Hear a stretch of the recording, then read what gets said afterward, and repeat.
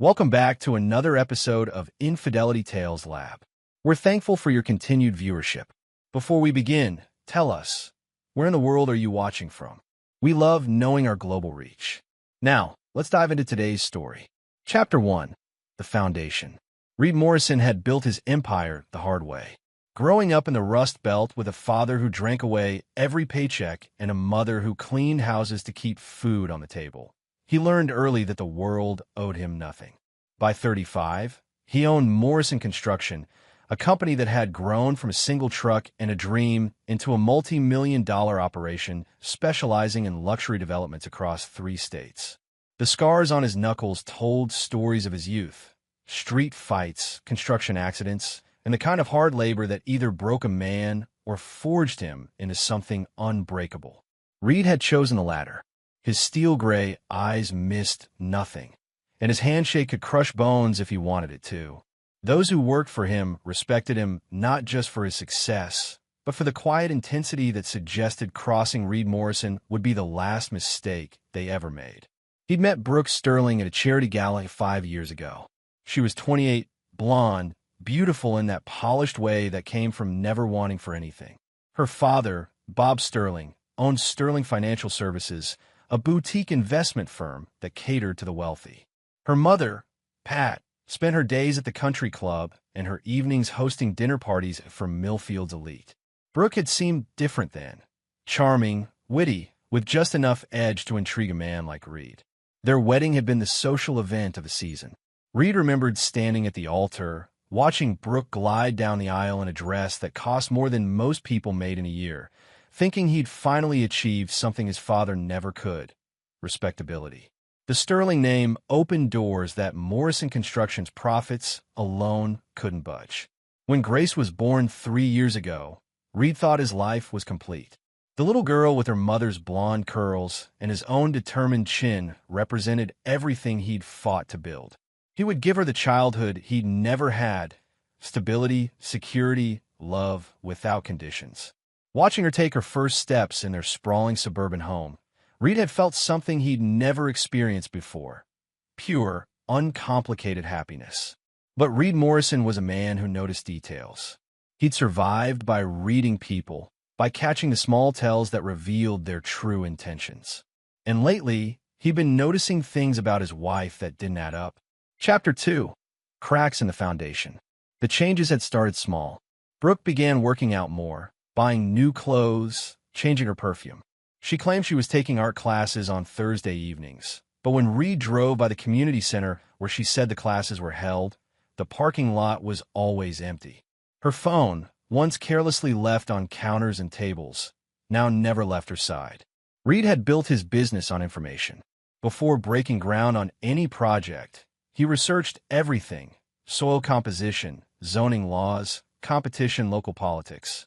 When something didn't feel right about his marriage, he applied the same methodical approach. He hired Trevor Blake, a private investigator who'd done background checks for Morrison Construction's larger contracts. The photos Blake delivered 2 weeks later confirmed what Reed's instincts had been screaming. Brooke entering the Grandview Hotel with Kyle Brennan, a real estate developer Reed knew by reputation. Brennan was old money, inherited wealth, Ivy League education, the kind of man who'd never worked a day of real labor in his life. In the photos, Brooke looked at Brennan the way she used to look at Reed, before familiarity had bred contempt. Kyle Brennan represented everything Reed despised about the wealthy elite. While Reed had clawed his way up from nothing, Brennan had been handed opportunities on silver platters.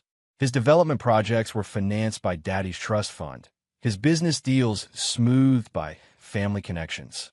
He was married to Amanda Brennan, a surgeon who worked 16-hour days while Kyle played golf and collected vintage cars. Reed studied the surveillance photos with the same detachment he brought to construction blueprints. The timestamps told a story of deception spanning 3 months. Thursday art classes were actually Thursday afternoons at the Grandview. The new workout routine was toning her body for another man. The perfume was chosen for Kyle's preferences, not Reed's. But what cut deepest wasn't the adultery itself. It was the casualness of it. In one photo, Brooke was laughing at something Kyle had said, her hand on his arm, looking genuinely happy in a way Reed couldn't remember seeing in months. She wasn't just cheating. She was falling in love with someone else. Reed had always prided himself on control. In business, he planned every move 3 steps ahead. In life, he believed preparation and determination could overcome any obstacle. But sitting in his home office, looking at evidence of his wife's betrayal, he felt something dangerous stirring in his chest. Not just anger, but the cold, calculating fury that had gotten him through his worst days growing up. The Reed Morrison who'd survived his father's rages and built an empire from nothing wasn't the same man who'd learned to smile at country club dinners and make small talk with Brooke's friends. That version of himself had been a performance, a careful construction designed to fit into Brooke's world. But beneath the veneer of respectability, the man who'd once put 3 guys in the hospital for trying to steal his lunch money was still very much alive. Chapter 3. The Breaking Point. The call came on a Tuesday afternoon. Pat Sterling's voice was syrupy sweet, the same tone she used when asking Reed to donate to her latest charity project. "Reed, darling, I hope you don't mind, but we're keeping Grace for dinner tonight. Bob's been teaching her to play chess, and she's just fascinated. You know how grandparents are." Reed had been reviewing contracts, but something in Pat's tone made him pause. "That's fine. I'll pick her up after my meeting." "Oh, no rush at all. Take your time." The meeting ended earlier than expected. As Reed drove toward the Sterling's mansion in Millfield's most exclusive neighborhood, he reflected on his relationship with Brooke's parents. Bob Sterling had never quite hidden his disappointment that his daughter had married beneath her station. The man had a way of asking about Reed's business that made legitimate success sound somehow dirty. Pat was more subtle, but equally dismissive, always finding ways to remind Reed that the Morrison name lacked the Sterling family's generations of respectability. They tolerated him because he was successful, because he could afford to keep their daughter in the lifestyle she expected. But Reed had always sensed they were waiting for him to fail, to prove their initial judgment correct. The Sterling house sat on 2 acres of manicured lawn, a colonial revival that screamed old money. Reed parked in the circular driveway and walked toward the front door, but the sound of voices from the garden room made him pause. Through the French doors, he could see Grace sitting at a small table, tears streaming down her face. "Clean the toilet again." Bob Sterling's voice carried clearly through the glass. "You're just like your father, a loser who can't do anything right the first time." Pat Sterling stood nearby, arms crossed, watching her 3-year-old granddaughter struggle with a cleaning brush that was too big for her small hands. "Maybe if she had better breeding, she'd learn faster," Pat said with casual cruelty. "But what can you expect from that family?" Reed's hand was on the door handle when he heard another voice, Brooke's laughter, light and musical, as if watching her daughter being humiliated was the most entertaining thing in the world. "You're so right, Mother," Brooke said. "Grace needs to learn that actions have consequences." Reed never learned that lesson, so someone has to teach it to her. Reed stood frozen, watching his 3-year-old daughter cry as she tried to clean a toilet with shaking hands while the adults in her life, the people who were supposed to protect her, mocked her for sharing his blood. The sight burned itself into his memory with perfect clarity. Grace's tear-stained face, the Sterling's smug expressions, and Brooke's casual betrayal, not just of him, but of their child. In that moment, Reed Morrison died. What remained was something far more dangerous, a man with nothing left to lose and all the resources in the world to make his enemies pay. He turned away from the door and walked back to his truck. He had calls to make. Chapter 4. The First Dominoes. Reed drove home in perfect silence, his mind already 3 moves ahead. By the time he pulled into his driveway, he'd made his first decision.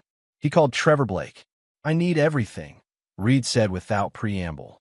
Bob Sterling, Pat Sterling, Kyle Brennan.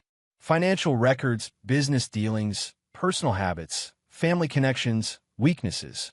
Everything. That's going to cost. Money isn't an object. I want information that can destroy them. And I want it fast. His second call was to Marcus Webb, his lawyer, and one of the few people who knew Reed's real history. Webb had handled the legal work when Reed bought Morrison Construction from his former boss, and he'd stayed clean through some very gray areas of Reed's business expansion. "Marcus, I need you to review something for me. The Sterling house. Bob used Morrison Construction for the renovation work 5 years ago, right?" "Yeah, you practically gave him the job at cost." "Wedding present for Brooke." "Who hold the primary mortgage?" "Sterling Financial Services holds it themselves." "Why?" Reed smiled for the first time all day. "Because Bob Sterling made a mistake. He used his own company to finance his house, and I'm the majority shareholder." There was silence on the other end. "Reed, weren't you telling me 6 months ago, when Sterling Financial needed capital for that shopping center development, they came to me. I bought 45% of the company through shell corporations. Bob thinks he's dealing with anonymous investors from Chicago." "Jesus Christ, Reed. You own almost half of Sterling Financial." "I own enough to call in debts when I want to." "And Bob Sterling is about to discover that his house payment is past due." Reed's third call was to Danny Rodriguez, his most trusted foreman and the closest thing he had to a friend.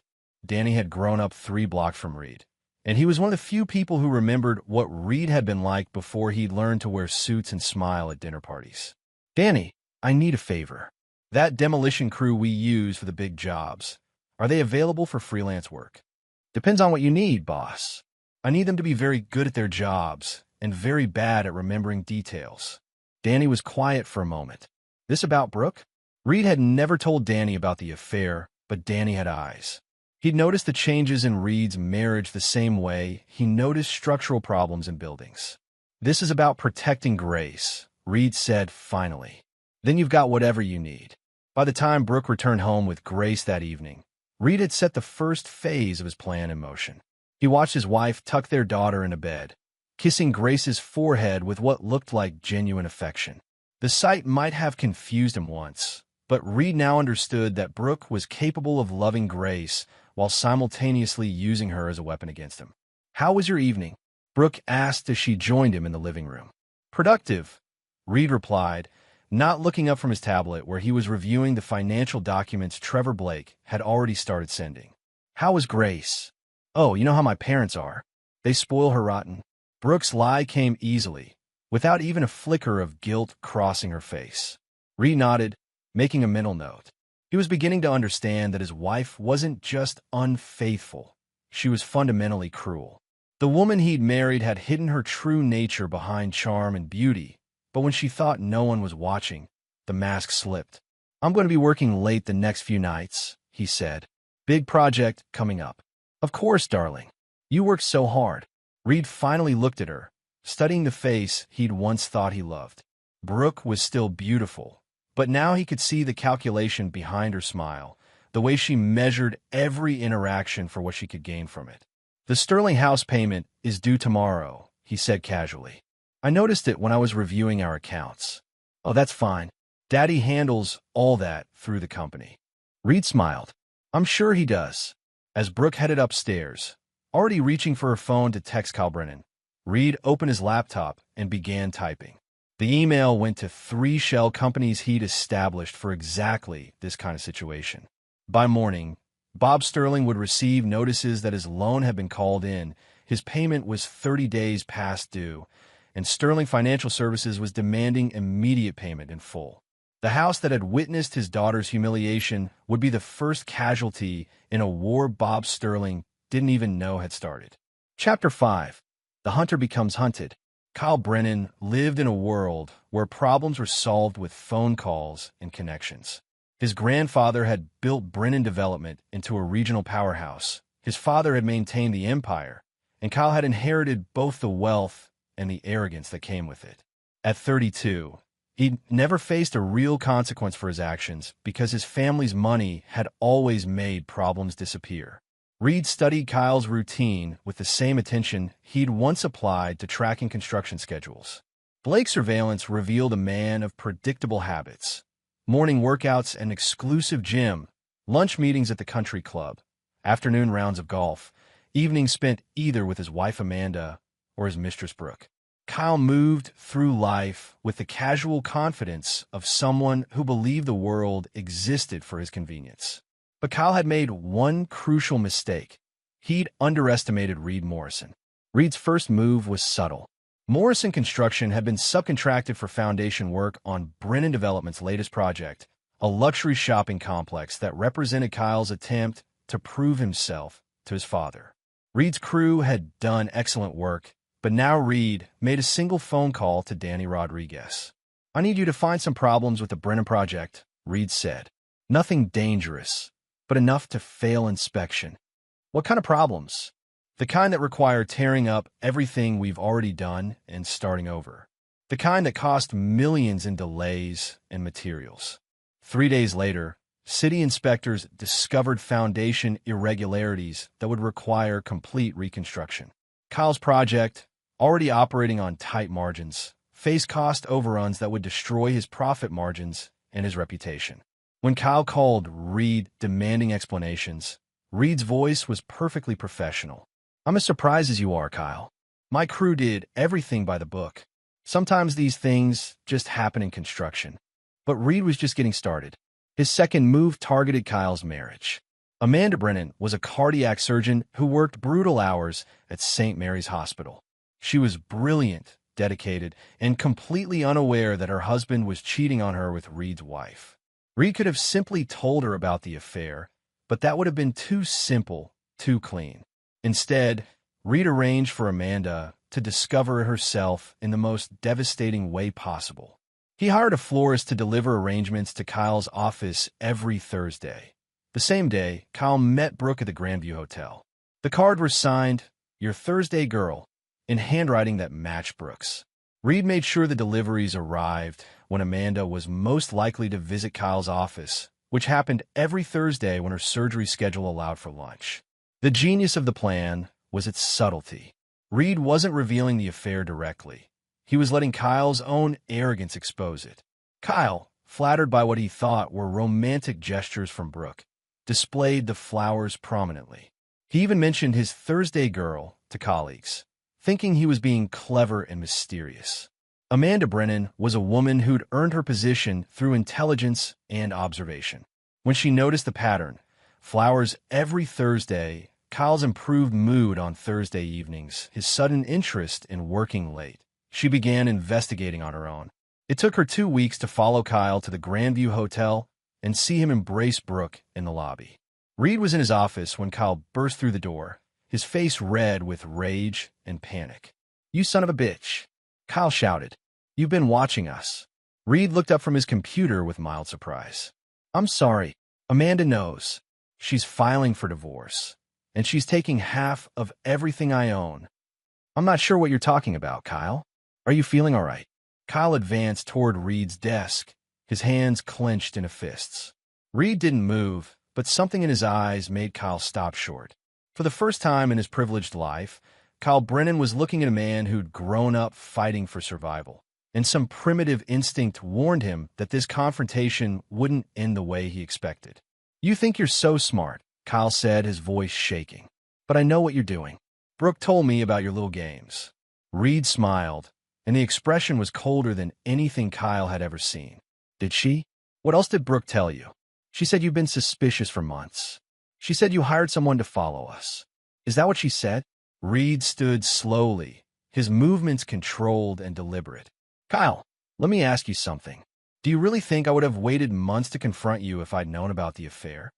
The question hung in the air as Kyle's limited intelligence struggled to process its implications. Reed continued speaking, his voice calm and conversational. "Do you think a man like me, a man who built his business from nothing, would just sit back and let some trust fund baby steal his wife? Do you think I would have let you humiliate me for 3 months without doing something about it?" Kyle's face went pale as the real scope of his situation began to dawn on him. "No, Kyle. I've known about you and Brooke for exactly 4 days. And in those 4 days, I've destroyed your business project, ended your marriage, and set up the complete demolition of everything you think you own. Because when someone takes something from Reed Morrison, they don't get to keep it. They lose everything." Reed walked around his desk until he was standing inches from Kyle, close enough that the other man could smell the sawdust and concrete that still clung to his clothes despite years of wearing suits. "You wanted to play in my world, Kyle. You wanted to take my wife, my family, my life. Now you get to learn what happens when you steal from someone who has nothing left to lose. Kyle tried to speak, but Reed wasn't finished. This is just the beginning. Before I'm done, you'll lose your business, your marriage, your reputation, and your family's respect. And Brooke? Brooke is going to discover that betraying Reed Morrison was the biggest mistake of her life. Kyle backed toward the door, his earlier rage replaced by something that looked very much like fear. "You're insane," he whispered. Reed smiled again. "No, Kyle. I'm just better at this than you are." Chapter 6. The Web Titans. Brooke Morrison had always believed she was the smartest person in any room. Her affair with Kyle hadn't been just about passion. It had been about power, about having something her husband didn't know about proving to herself that she could manipulate the men in her life without consequences. She'd grown bored with Reed's intensity, his focus on business, his working-class roots that no amount of success could fully polish away. Kyle represented everything Reed wasn't: refined, cultured, born to wealth and privilege. When Kyle looked at her, she saw herself reflected as she wanted to be: sophisticated, desirable, worthy of the finer things in life. The affair had made her feel alive in a way her marriage hadn't for years. But Brooke was about to learn that she'd underestimated her husband in ways that would cost her everything. Reed's campaign against his wife began with surgical precision. He started by quietly liquidating assets, selling stocks, transferring funds, restructuring investments in ways that looked routine but systematically moved money beyond Brooke's reach. Morrison Construction's corporate accounts were reorganized through shell companies. The joint savings account that Brooke rarely monitored was gradually emptied, and the funds moved to accounts in Grace's name, managed by trustees Reed had selected. Brooke noticed nothing. Her credit cards still worked, the household bills were still paid, and she had no reason to monitor their financial situation closely. Reed had always handled the money, and she'd been content to let him manage their wealth as long as she could spend freely. Reed's second move was more psychological. He began documenting Brooke's behavior, her lies, her increasing absence from Grace's life. He installed security cameras throughout their house, ostensibly for protection, but actually to record evidence of Brooke's neglect and deception. He hired a forensic accountant to trace every purchase Brooke made, building a detailed picture of her affair through hotel bills, restaurant charges, and gifts bought for Kyle. But Reed's masterstroke was turning Brooke's own social circle against her. The wealthy wives of Millfield lived on gossip and social position. Reed began carefully seeding information about Brooke's affair, not through direct revelation, but through subtle implications and strategic questions. He mentioned to Carol Fitzgerald, the biggest gossip in their social group, that he'd been concerned about Brooke's Thursday art classes. "She comes home so late, and she never talks about what she's learned. I'm starting to wonder if she's actually enjoying the classes or just needs time away from home." To Jennifer Walsh, whose husband had cheated on her the previous year, Reed expressed worry about Brooke's mood changes.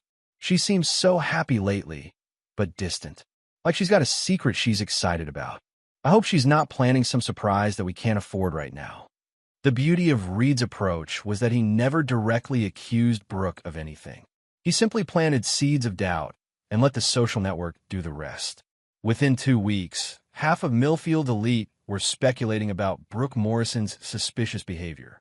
When Brooke began receiving cold shoulders at the country club and noticed friends ending conversations when she approached, she initially blamed Reed. She accused him of saying something to damage her reputation, which he denied with perfect honesty. He never directly said anything damaging about her. "Maybe people are just picking up on the tension in our marriage," Reed suggested with fake concern. "You have been distant lately. Working late, those art classes, all that time away from home. People notice when couples grow apart." Brooke's paranoia increased as her social standing eroded. She began snapping at Grace, taking out her frustrations on the one person who couldn't defend herself. Reed documented every incident, every moment of cruelty, every sign that Brooke was an unfit mother. The breaking point came when Brooke made a crucial mistake. Frustrated by her deteriorating social life and convinced that Reed was somehow sabotaging her, she decided to force a confrontation. She told Kyle that they needed to be more public about their relationship, to stop hiding and make their feelings known. Kyle, already reeling from his business failures and Amanda's divorce proceedings, was horrified by the suggestion. He'd been using the affair as an escape from his problems, not as a path to more complications. When Brooke pressed him about leaving their spouses and starting a new life together, Kyle realized that his mistress was far more invested in their relationship than he was. Reed learned about their argument from Blake's surveillance reports. The private investigator had been following both Kyle and Brooke, documenting their meetings and recording their conversations when possible. According to Blake's notes, Brooke had accused Kyle of being a coward, while Kyle had told her she was living in a fantasy if she thought he was going to destroy his life for an affair. The argument marked the beginning of the end for Brooke and Kyle's relationship, but it also gave Reed the opening he'd been waiting for. He arranged for Brooke to discover Kyle's true feelings in the most devastating way possible. Reed hired an actress through a talent agency in Chicago, someone with no connections to Millfield who could play a role convincingly. The woman, who looked remarkably similar to Brooke, was instructed to approach Kyle at his regular bar and claimed to be interested in him. Reed's goal wasn't to make Kyle cheat again. It was to record Kyle's real opinion of Brooke when he thought he was talking to a stranger. The actress, wearing a hidden recording device, engaged Kyle in conversation about relationships and affairs. Within an hour, Kyle was drunkenly confessing that he was stuck with this needy woman who thinks an affair means true love and that he was trying to figure out how to dump her without causing a scene. Reed had the recording enhanced and edited, then arranged for Brooke to receive it anonymously. The package arrived at their house with a note. "Thought you should know what your Thursday lover really thinks of you." When Brooke listened to Kyle's voice describing her as desperate and clingy, something inside her broke. She confronted Kyle that same evening, screaming at him in the Grandview Hotel lobby while a dozen witnesses watched. The scene was everything Reed had hoped for: public, messy, and completely destructive to both their reputations. But Reed wasn't finished with either of them. The recording was just the first phase of his endgame. Soon, Brooke and Kyle would learn that their betrayal had consequences far beyond a broken affair. Chapter 7. The Reckoning Begins. The Sterling family had been Millfield's aristocracy for 3 generations. Bob Sterling's grandfather had founded Sterling Financial Services in 1952, building a reputation for conservative investments and exclusive clientele. Bob had inherited not just a business, but a social position that made him one of the most influential men in the city. The Sterling name opened doors, secured favorable deals, and commanded respect. But Bob Sterling had made the fatal error of believing his own legend. When he'd humiliated Grace Morrison and mocked her father, he'd assumed that Reed would simply absorb the insult like all the other subtle slights he'd endured over the years. Bob had forgotten that beneath Reed's polished exterior was a man who'd grown up fighting for everything he had. The first notice arrived on a Thursday morning, the same day Grace had been forced to clean toilets while her grandparents laughed.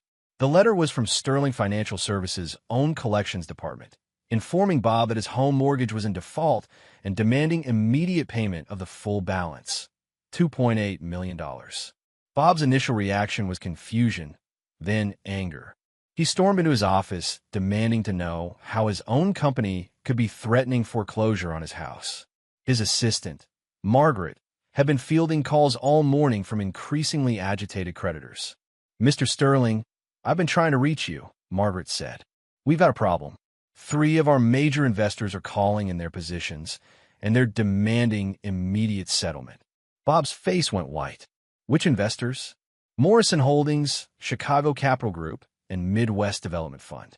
Together, they represent 45% of our capitalization." "That's impossible. Those are all small, independent investors." Margaret handed him a stack of legal documents. "Not anymore, sir. According to these papers, all 3 companies are subsidiaries of a single entity, and that entity is demanding full payment of all outstanding obligations, including your personal mortgage, within 30 days. Bob sat down heavily, his mind racing. He'd structured his personal mortgage through Sterling Financial as a tax strategy, never imagining that someone could acquire enough of his company to threaten his control. The terms of the investment agreements were coming back to him. Terms he'd agreed to because the interest rates were so favorable and the investors had seemed so passive. "Who owns the parent company?" he asked, though part of him already knew the answer. Margaret consulted her notes. The documents list Reed Morrison as the primary shareholder. The phone rang before Bob could process the full implications. Margaret answered, then held out the receiver with a look of dread. "It's Mr. Morrison for you." Bob took the phone with a shaking hand. "Reed?" "Hello, Bob." Reed's voice was calm, almost conversational. "I assume you've received the notices by now." "Reed, there must be some mistake. You can't just—" "Actually, I can. You see, Bob, 6 months ago when you needed capital for that shopping center development, you sold equity in your company to what you thought were anonymous investors. But those investors were me.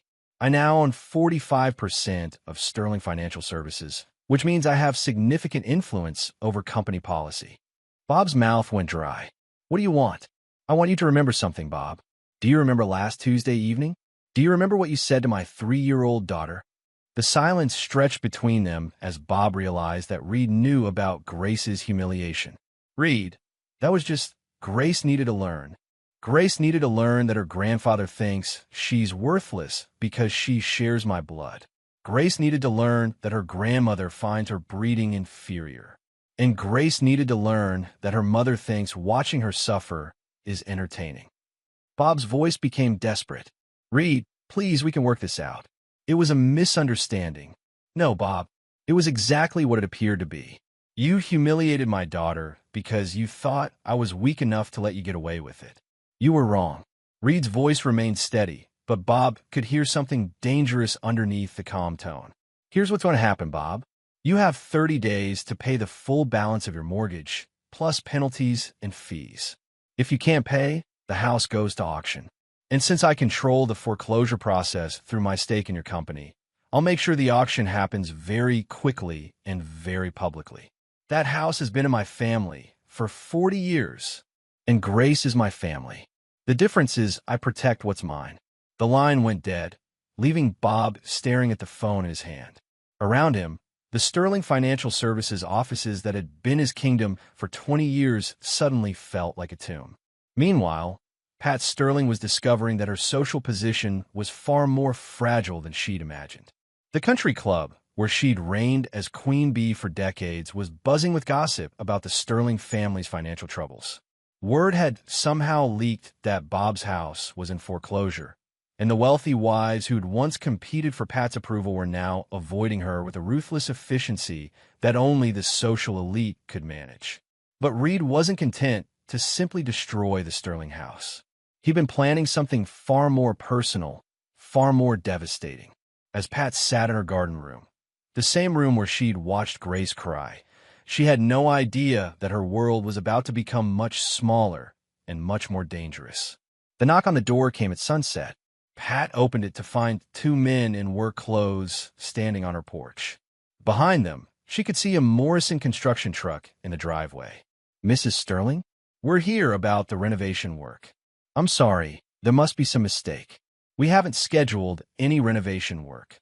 The foreman, Danny Rodriguez, consulted his clipboard. "According to our work order, we're here to begin demolition on the garden room. Something about structural damage that makes it unsafe for occupancy." Pat's heart began racing. "That's impossible. This house was just inspected last year." Danny shrugged. "Ma'am, I just do what the work order says.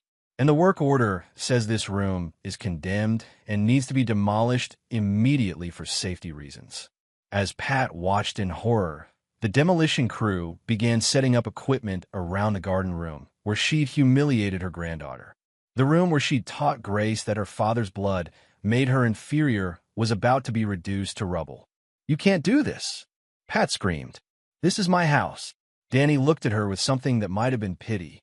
"Actually, ma'am, according to the foreclosure notice, this house belongs to Sterling Financial Services.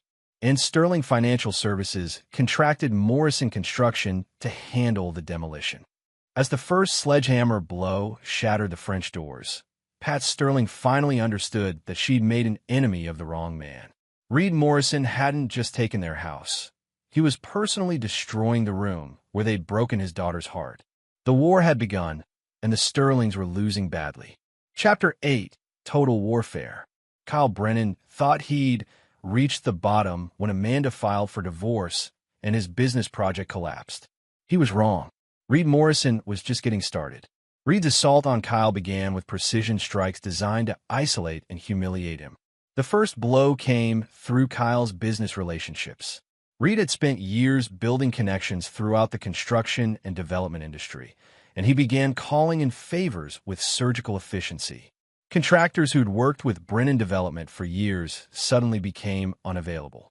Suppliers experienced mysterious delays in delivering materials. City inspectors found new violations on projects that had previously passed inspection. Within 2 weeks, Kyle's remaining developments were hemorrhaging money and facing costly delays. But Reed's psychological warfare was even more devastating. He arranged for Kyle to be constantly reminded of his mistakes through a campaign of subtle torment. Flowers were delivered to Kyle's office every day, funeral arrangements with cards that read, "In memory of your marriage," and "Condolences on your loss." Hotel room keys from the Grandview arrived in Kyle's mail with notes suggesting he might want to revisit happier times alone. The genius of Reed's approach was that nothing he did was technically illegal. The flowers could be explained as a prank. The room keys could be dismissed as a hotel marketing mistake. But the cumulative effect was driving Kyle toward a paranoid breakdown. Kyle tried to fight back through legal channels, but Reed had anticipated this move. When Kyle's lawyers attempted to trace the harassment back to Reed, they found only dead ends. The flower orders were placed through untraceable accounts. The hotel keys were sent from anonymous mailers. Every attempt to prove Reed's involvement failed, leaving Kyle looking increasingly unstable to anyone who tried to help him. The final blow came when Reed destroyed Kyle's relationship with his father, Harrison Brennan. Harrison was old school, a man who'd built Brennan Development through personal relationships and handshake deals. He valued reputation above profit and had been quietly horrified by the scandals surrounding his son's divorce and business failures. Reed arranged a meeting with Harrison under the pretense of discussing a potential partnership between Morrison Construction and Brennan Development. The meeting took place at the Millfield Country Club, where Reed had carefully orchestrated an audience of influential businessmen. "Harrison, I appreciate you taking the time to meet with me," Reed said as they settled into leather chairs in the club's main dining room. "Of course, Reed. Though I have to admit, I'm surprised you want to work with us, given recent developments." Reed nodded gravely. "I believe in separating business from personal matters. Kyle's problems are his own, but Brennan Development has a reputation worth preserving." Harrison relaxed slightly. "I'm glad you see it that way. Kyle's been going through a difficult time, but he's learning from his mistakes. Actually, Harrison, that's what I wanted to discuss with you." Reed's voice remained friendly, but something in his tone made Harrison tense. "I'm concerned that Kyle's judgment might be affecting the company's reputation more than you realize." Reed opened a folder and placed several photographs on the table between them. The images showed Kyle and Brooke entering the Grandview Hotel, Kyle drinking heavily at various bars, and Kyle arguing with contractors on his failed development project. "These were taken over the past 3 months, Reed explained. "I had my security team investigate before considering a partnership. I think you should know what your son has been up to." Harrison's face went gray as he studied the photos. His son's affair was bad enough, but the images of Kyle drunk and belligerent at business meetings were devastating to a man who'd built his reputation on professionalism and integrity. "Reed, I had no idea it was this bad." "There's more," Reed said quietly. He produced a recording device and pressed play. Kyle's voice filled the space between them, slurred with alcohol and full of contempt. "The old man thinks he's some kind of business genius, but Brennan Development is living in the past. When I take over, I'm going to modernize everything. Get rid of all these handshake deals and personal relationship bullshit. It's all about profit margins and tax advantages." Harrison's hands shook as he listened to his son mock everything he'd spent his life building. The recording continued with Kyle bragging about his affair, his contempt for old money rules, and his plans to sell off the company's legacy properties for quick profits. Where did you get this? Harrison whispered. Kyle recorded himself. Reed lied smoothly. He was making notes for a presentation to potential investors. I thought you should hear it before he approaches your clients. The conversation was actually from one of Reed's sessions with the actress who'd approached Kyle, but Harrison had no way of knowing that. To him, it sounded like his son had betrayed everything the Brennan name represented. Reed leaned forward, his voice sympathetic. Harrison, I've been where you are. When someone you trust betrays your values, it feels like the ground is shifting under your feet. But you have a choice to make. You can let Kyle destroy everything you've built, or you can take steps to protect your legacy. Harrison looked around the dining room, at the other businessmen who were pretending not to listen but obviously hanging on every word. The humiliation of having his family's dirty laundry exposed in front of his peers was almost unbearable. What would you do? Harrison asked quietly.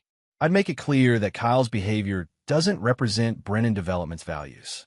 I'd distance the company from his personal failures. And I'd make sure that everyone knows the difference between Kyle Brennan and Harrison Brennan.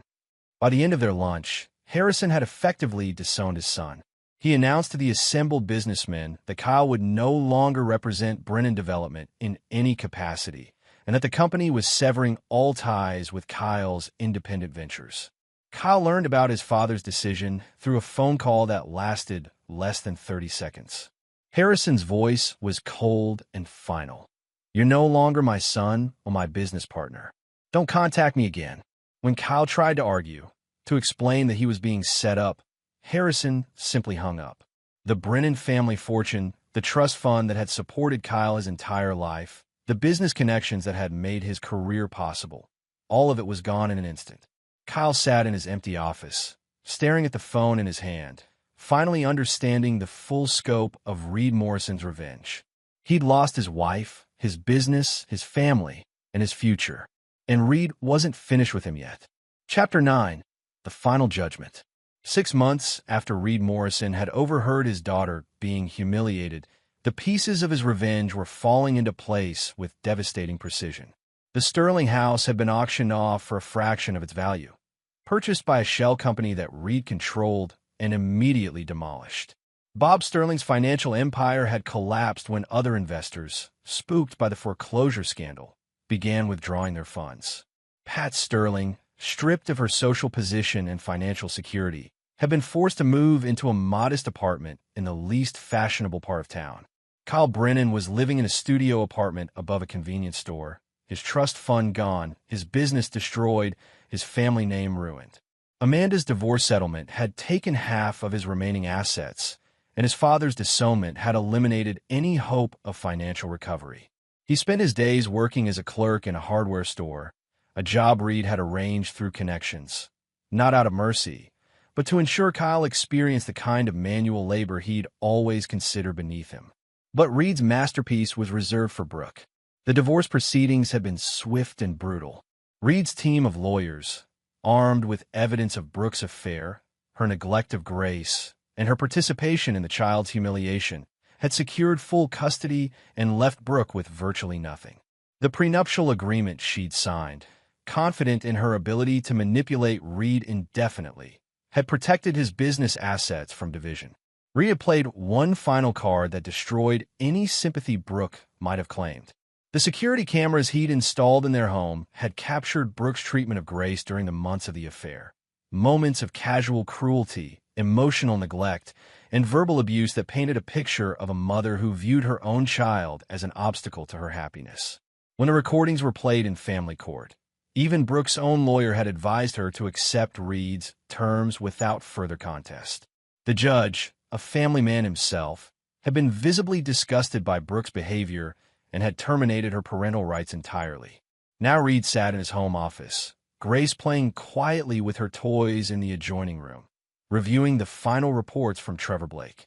His revenge was complete, but he felt no satisfaction, only the cold certainty that justice had been served.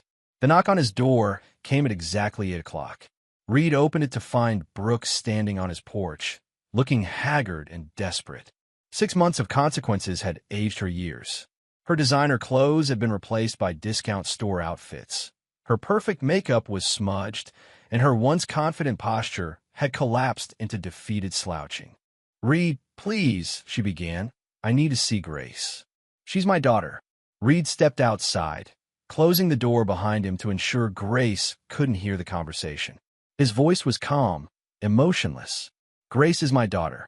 The court was very clear about that." "I made mistakes," Brooke said, tears streaming down her face. "I was stupid. I was selfish, but I love her. I love you. We can work this out." Reed studied his former wife with the same detachment he'd once applied to construction blueprints. Brooke had been beautiful once, charming, everything he'd thought he wanted.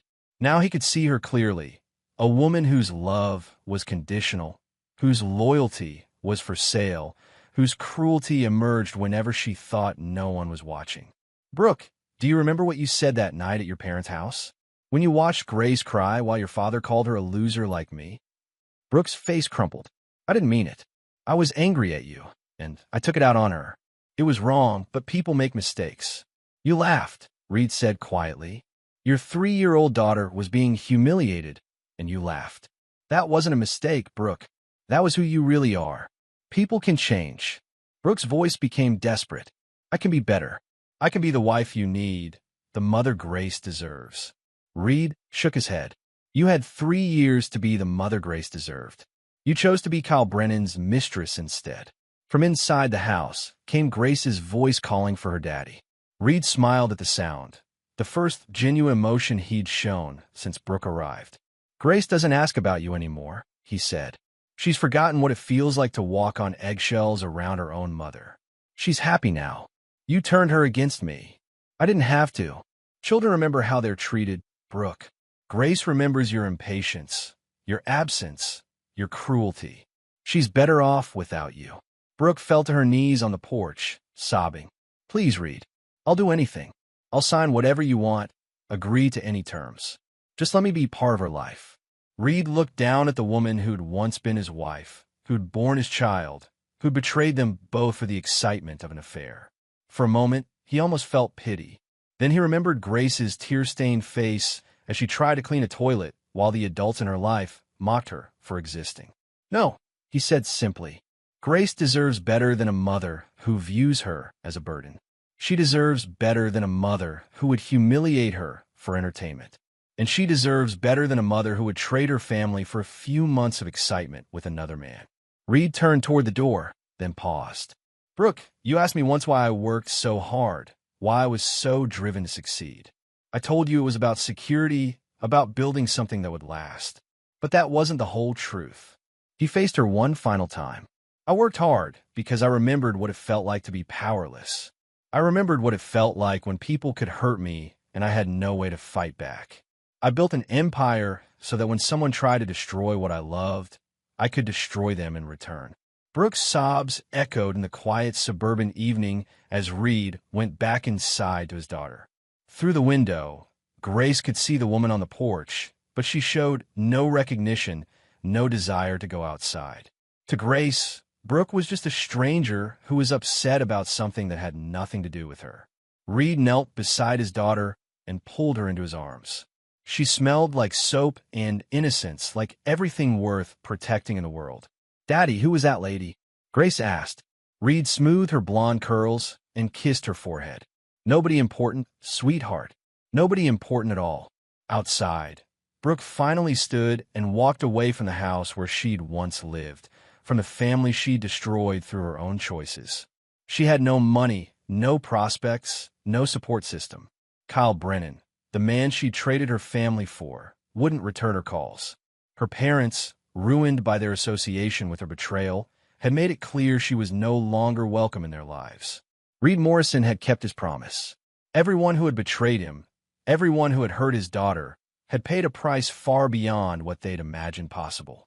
He'd proven that power wasn't just about money. It was about the will to use that money without mercy when mercy wasn't deserved. As Brooke disappeared into the darkness, Reed Morrison closed the door on the past and focused on the future. He had a daughter to raise, a business to run, and a life to build from the ashes of his enemy's mistakes. The war was over. Reed Morrison had won. And there you have it. Another story comes to an end, What did you think? I'd love to hear your thoughts in the comments below. If you enjoy this story, consider joining our community by subscribing. It means the world to us. For more stories like this one, check out the recommended videos on screen. And I'll see you there. Subscribe to Infidelity Tales Lab for more stories. Now, let's begin this one. The rain hammered against the windshield as Mike Roman pulled his old Ford pickup into the gas station on the outskirts of Charleston. 300 miles behind him, another 300 ahead. His calloused hands gripped the steering wheel, knuckles white from the 14-hour drive. The wedding invitation sat on the passenger seat, wrinkled from being handled too many times. Brittany Roman weds Bradley Jimenez. His daughter's name printed in elegant script that probably cost more than his monthly truck payment. Mike stepped out into the downpour, his work boots splashing in the puddles. At 52, he still had the build of the construction worker he'd been 3 decades ago: broad shoulders, strong hands, weathered face that told stories of early mornings and late nights. He pumped gas and watched the numbers climb, thinking about the last time he'd spoken to Brittany, 6 months ago. A phone call that lasted 4 minutes. "I'm getting married, Dad." "That's wonderful, sweetheart. When do I get to meet him?" A pause. "His family is. They're different from us. They have certain expectations." "What kind of expectations?" Another pause, longer this time. "Just try to look nice at the wedding, okay? Maybe don't tell people about the construction business." Bradley's mother, Darlene, she's very particular. The gas pump clicked off. Mike replaced the nozzle and climbed back into his truck. 24 years of being a single father. And this is what it came to. His wife, Sarah, had died when Brittany was 3, a drunk driver on Highway 17, gone in an instant. He'd raised their daughter alone, working double shifts on construction sites, later starting his own small contracting business. Every dollar went to Brittany's private schools, her college tuition at Vanderbilt, her apartment in Charleston. He'd missed parent-teacher conferences because he was laying concrete in the summer heat. He'd worn the same 3 shirts to her school events because new clothes for himself meant one less thing he could give her. When she graduated college, he'd been so proud he'd cried in the parking lot where no one could see. Now, she was ashamed of him. Mike merged back onto the highway, hands steady on the wheel. The wedding was tomorrow at some fancy venue called the Magnolia Estate. He'd looked it up online: white columns, sprawling gardens, the kind of place that charged more for a Saturday afternoon than most people made in a month. Brittany had sent the invitation to his old address, the small house he'd finally sold last year. It had taken 3 weeks to reach him through forwarding. 3 weeks. She'd given him 3 weeks' notice for her own wedding. His phone buzzed. He glanced at the screen mounted on his dashboard. Elias Nelson, his oldest friend and business partner. Mike tapped the answer button. "You still driving?" Elias's gravelly voice filled the truck cabin. 2 hours out. "You should have flown, Mike. Driven straight through is going to kill your back." Needed time to think. Mike shifted in his seat, feeling the familiar ache in his lower spine from old injuries and long days. "Besides, I couldn't afford a plane ticket and still get her a decent wedding gift." Elias was quiet for a moment. "She doesn't deserve you, brother. She's still my daughter." "Yeah, well," Elias sighed. "Call me after the wedding. Let me know how it goes." "Will do." Mike ended the call and drove on through the rain. The truth was, he didn't need to worry about money anymore. Not really. 5 years ago, his small contracting business had caught a break, a commercial development project that led to another, then another. He'd been smart, saved every penny, reinvested profits. Last year, he'd made a move that changed everything, though only a handful of people knew about it. But Brittany didn't know. She'd stopped asking about his life 2 years ago when she'd met Bradley Jimenez at some charity gala in Charleston. From what Mike had pieced together through short phone calls and Brittany's social media, which she'd blocked him from, though she didn't know he could still see her public posts. The Jimenez family was old Charleston money. Bradley's father, Don Jimenez, ran some kind of investment firm. His mother, Darlene, was on every charity board in the city. Mike had tried to meet them 3 times. 3 invitations to dinner, all politely declined. Bradley was too busy with work. They'd love to meet sometime soon. It never happened. The rain eased as he crossed into South Carolina.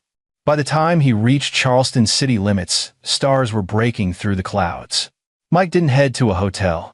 Instead, He drove to a 24-hour diner on Meeting Street, ordered coffee and eggs, and sat in a corner booth going over everything one more time. Tomorrow, he'd see his daughter get married. Tomorrow, he'd smile and shake hands and pretend it didn't hurt that she'd rather he didn't exist. Tomorrow, he'd be the father she was ashamed of. But tomorrow was going to be very interesting.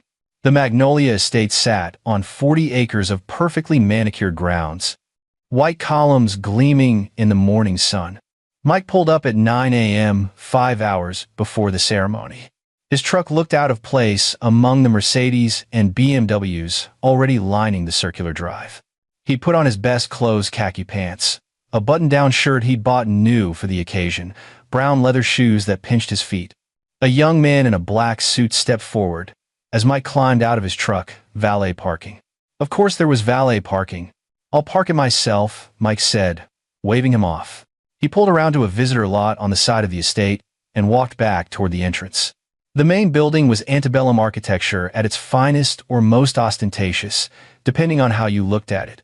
Wide stairs led up to double doors flanked by columns. Gardens sprawled in every direction, with a massive white tent visible in the distance where the reception would be held. Mike climbed the stairs and pushed through the doors into a marble-floored foyer. Crystal chandeliers hung from a ceiling 2 stories high. To his left, he could hear voices. Brittany's voice, high and excited, mixed with others he didn't recognize. He followed the sound down a hallway and found a room where half a dozen women were gathered. Brittany stood in the center, wearing a white robe, her dark hair already pinned up with small white flowers woven through it. She'd gotten that hair from her mother. Sarah's hair. "Brittany," Mike said from the doorway. His daughter turned, and for just a second, less than a second, something flickered across her face. Surprise? Happiness? It was gone before he could name it, replaced by a tight smile that didn't reach her eyes. "Dad, you made it." She didn't move toward him, didn't hug him. "Wouldn't miss it for the world, sweetheart." Mike stepped into the room, suddenly aware of the other women watching. One of them tall, blonde, wearing a cream-colored dress that probably cost more than his truck, looked him up and down with barely concealed distaste. "Brittany, darling, is this your father?" The woman's tone suggested she already knew the answer and wasn't pleased about it. "Yes." Brittany's smile got tighter. "Dad, this is Darlene Jimenez, Bradley's mother." Mike extended his hand. "Mrs. Jimenez. Pleasure to finally meet you." Darlene looked at his hand like it might be diseased, then gave it the briefest possible shake with just her fingertips. "Mr. Roman, how nice of you to come." The temperature in the room dropped about 20 degrees. "I'm Brittany's father," Mike said mildly. "I tend to show up for important events." One of the other women, younger, maybe Brittany's age, stifled what might have been a laugh. Darlene's expression went frosty. "Yes, well," Darlene turned back to Brittany. "We have so much to do before the ceremony. Janelle, the wedding planner, needs to go over final details. And Bradley's grandmother will want to meet you again before the photos." It was a dismissal. Mike recognized it for what it was. "Dad, maybe you could—" Brittany started. "I'll get out of your way," Mike said. "Just wanted to see you before things got busy. You look beautiful, sweetheart." For a moment, Brittany's expression softened. "Thanks, Dad." He left the room and walked back toward the foyer, his jaw clenched. In the hallway, he passed a younger man, tall, good-looking in that polished way that came from expensive haircuts and never having worked a physical job in his life. He wore a tuxedo even though the ceremony was hours away. "Excuse me," the man said, not particularly politely. Then he stopped, looked Mike up and down. "Are you with the catering staff?" Mike turned slowly. "No." "Oh." The man frowned. "You look like anyway. The staff entrance is around back. Main areas are for guests only until after the ceremony." "I'm a guest," Mike said, his voice level despite the anger building in his chest. "I'm the bride's father." The man's eyebrows rose. "You're Brittany's dad?" He said it like he was surprised someone like Mike could have produced someone like Brittany. "I'm Bradley, the groom." Mike extended his hand. "Mike Roman." Bradley's handshake was limp, perfunctory. "Yeah, Brittany mentioned you might show up." "Might." Like his attendance was optional. Uncertain. "Listen, my mother's been pretty clear about how today needs to go. We've got a lot of important people coming, my father's business associates, my mother's friends from various boards. The optics matter, you know? The optics, Mike repeated flatly. Right? Bradley shifted, uncomfortable. So, maybe during the cocktail hour, you could kind of keep to yourself? My grandmother, she's very traditional, might not understand the whole. He gestured vaguely at Mike's clothes, his truck visible through a window, his entire existence. Thing. Mike stared at his future son-in-law for a long moment. Bradley couldn't hold eye contact, looking away after just a few seconds. I'll see you at the ceremony, Mike said and walked away before he said something he'd regret. He spent the next few hours walking the grounds, staying out of everyone's way. The Magnolia estate was busier, now, florists carrying arrangements, caterers unloading trucks, musicians setting up instruments. Mike watched from a distance, hands in his pockets. At one point, a woman in her 30s with dark hair pulled back in a bun approached him. She carried a clipboard and had the harried look of someone managing 1,000 details at once. Sir, I'm Janelle Morrow, the wedding planner. Are you with one of the vendors? I need all vendor vehicles moved to the service area before guests start arriving. I'm a guest, Mike said, father of the bride. Janelle's expression shifted to confusion, then embarrassment. Oh, I'm so sorry, Mr. Roman. I didn't realize Brittany didn't mention. She fumbled with her clipboard. Is there anything you need? Any questions about the schedule? When do I walk her down the aisle? Mike asked, realizing he didn't actually know. Janelle flipped through papers. Actually, according to my notes, Don Jimenez is walking Brittany down the aisle. Mike went very still. Bradley's father? Yes. I assumed. Darlene told me that was the arrangement. She said it was what everyone wanted. Everyone except him. Everyone except the man who'd actually raised Brittany. I see, Mike said quietly. Thank you for letting me know. Janelle looked stricken. Mr. Roman, if there's been a mistake— No mistake, Mike interrupted. Just a clarification. Excuse me. He walked away before Janelle could see his hands shaking. Not from fear or sadness. From pure, cold rage that he was working very hard to contain. Mike found a quiet spot behind the main building and pulled out his phone. He made a call to a number he'd added to his contacts 6 months ago but never dialed. Larson Legal Group. This is Saul Larson speaking. Saul, it's Mike Roman. Remember me? Of course, Mr. Roman. What can I do for you? I need you to make some calls. Today. Right now. Mike's voice was steady, calm, dangerous. It's time everyone learned exactly who they're dealing with. Understood, Saul said. Should I prepare the documentation we discussed? All of it. And Saul, make sure it's ready by cocktail hour. I want everything in place before the reception. Mike ended the call and stood there for a moment, looking up at the Magnolia estate. His estate, he'd bought it 18 months ago through a shell company, turned it into one of Charleston's premier wedding venues. The business was profitable, exclusive, and his daughter had no idea he owned it. Just like she had no idea about a lot of things. The ceremony started at 2 p.m. Mike sat in the back row, watching 300 guests fill the white chairs set up in the garden. The Jimenez family had the entire front section. Don Jimenez looking smug in an expensive tuxedo, Darlene holding court like a queen, Bradley's grandmother, a severe woman in her 80s, sitting ramrod straight with a disapproving expression that seemed permanently etched on her face. Music started. Bridesmaids walked down the aisle in lavender dresses. Groomsmen followed. Then Brittany appeared, and despite everything, Mike's breath caught. She was stunning. The dress was elegant, simple, perfect. She looked so much like Sarah had hurt. And walking beside her, arm in arm, was Don Jimenez.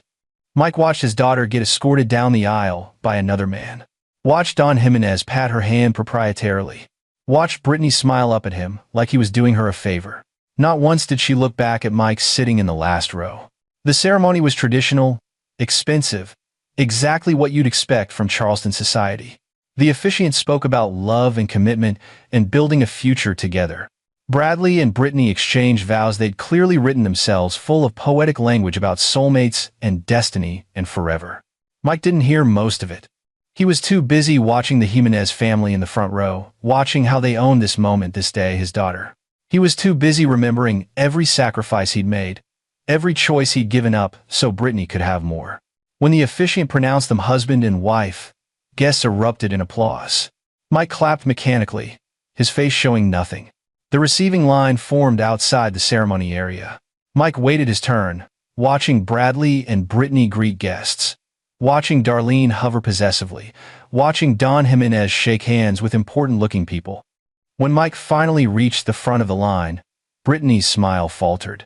"Dad," she said, "I'm glad you could make it." "Wouldn't have missed it," Mike said. He pulled her into a hug despite the stiffness in her shoulders. "Your mother would have been so proud." Brittany's eyes got shiny. "Don't not now, Dad. Please." Mike released her and turned to Bradley, who was already looking past him to the next guest. "Congratulations." "Thanks, man." Bradley's handshake was still limp. "Enjoy the reception." Darlene didn't even pretend to acknowledge Mike. He moved on. Cocktail hour was in the main building's ballroom, crystal glasses, champagne fountains, past hors d'oeuvres that were more art than food.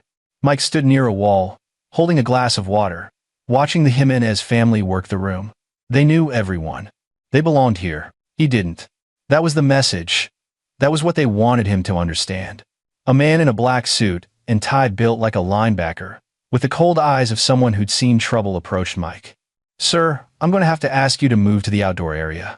This section is reserved for VIP guests only." Mike looked at him. Hector Benjamin, according to the name tag on his suit. Security.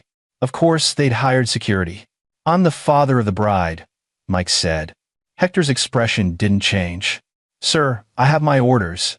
This area is restricted." "Orders from who?" "The Jimenez family. Now, you can move voluntarily, or I can escort you out." Mike set down his water glass.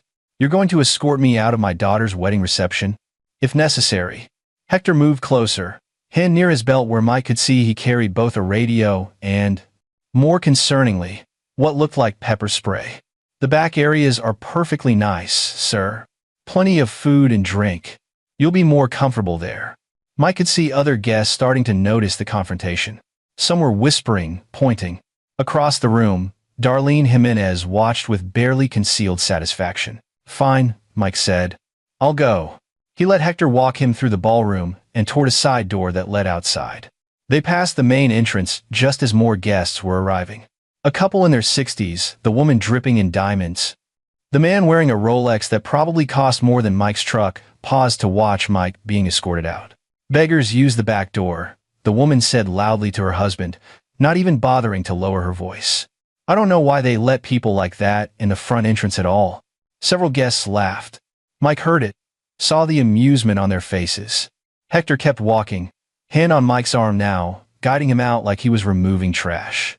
They stepped outside into the early evening air.